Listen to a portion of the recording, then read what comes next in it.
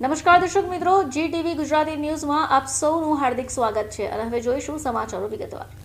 અબોલ પક્ષીઓની વહારે ખાખી, ઈચ્છાપુર પોલીસ અને જિંદગી જીવદયા ટ્રસ્ટ દ્વારા પાણીના કુંડાનું વિતરણ।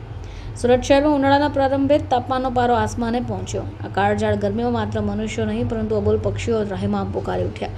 પક્ષીઓને પાણી માટે ભટકવું ન પડે એવા ઉમદા હેતુથી સુરતની ઈચ્છાપુર પોલીસ અને જિંદગી જીવદયા અભિયાન ટ્રસ્ટ દ્વારા લોકોને વિનામૂલ્યે પાણીના કુંડા વિતરણનો કાર્યક્રમ રાખવામાં આવ્યો। ઉનાળાની શરૂઆત થઈ ચૂકી છે ત્યારે શહેરમાં આકરી ગરમી થઈ રહી છે।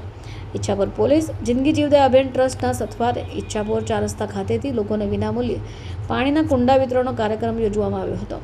કાર્યક્રમમાં ઈચ્છાપુર પીઆઈ સહિતના પોલીસ કર્મીઓ અને ટ્રસ્ટના લોકો જોડાયા હતા। 250થી વધારે કુંડાનું વિતરણ લોકોના વિનામૂલ્યે કરવામાં આવ્યું।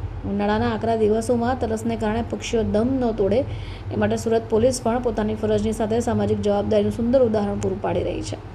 આ પ્રસંગે ઈચ્છાપુર પોલીસ અને જિંદગી જીવદયા અભિયાન ટ્રસ્ટના સભ્યોએ સુરતના નાગરિકોને એક નમ્ર અપીલ પણ કરી કે દરેક નાગરિક પોતાના ઘરની અગાશી, ગેલેરી કે આંગણામાં પક્ષીઓ માટે પાણી ભરેલું કુંડું રાખે। ઉનાળાનો સમય શરૂ થઈ ગયેલો, ગરમી ખૂબ પડે છે, જેથી કરીને પક્ષીઓને પીવા માટે પાણીના વલખા મારવા પડતા હોય છે। તો આવા સમયે જિંદગી જીવદયા અભિયાન ટ્રસ્ટ સાથે મળીને ઈચ્છાપુર પોલીસ સ્ટેશને બંને સાથે સંકલનમાં રહીને પક્ષીઓ માટે પીવાના પાણી માટેના કુંડાનું વિતરણ કરવામાં આવેલું છે। આજરોજ કુલ 100 થી 150 જેવા કુંડાનું વિતરણ સુરતના નાગરિકોને કરવામાં આવેલું છે અને એ લોકોને અપીલ કરવામાં આવે છે કે જે જગ્યાએ છણ નાખતા હોય, વૃક્ષો હોય એવા જગ્યા કુંડા લગાડવા અને એમાં સમયસર પાણી નાખતું રહેવું, જેથી કરીને કોઈ પણ પક્ષીનું તરસના કારણે મૃત્યુ ન થાય કે કોઈ પણ પ્રકારનું નુકસાન ન થાય।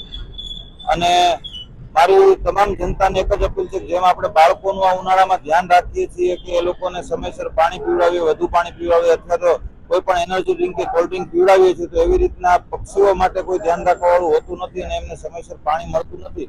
તો એ લોકોને આ કુંડા મારફત સમયસર પાણી મળી રહે તે માટે થોડું ધ્યાન દેવું અને એક સેવાકીય કાર્યમાં તમારું પગલું અમારી સાથે રાખવું એ માટે સૌને અપીલ કરવામાં આવે છે। Thank you.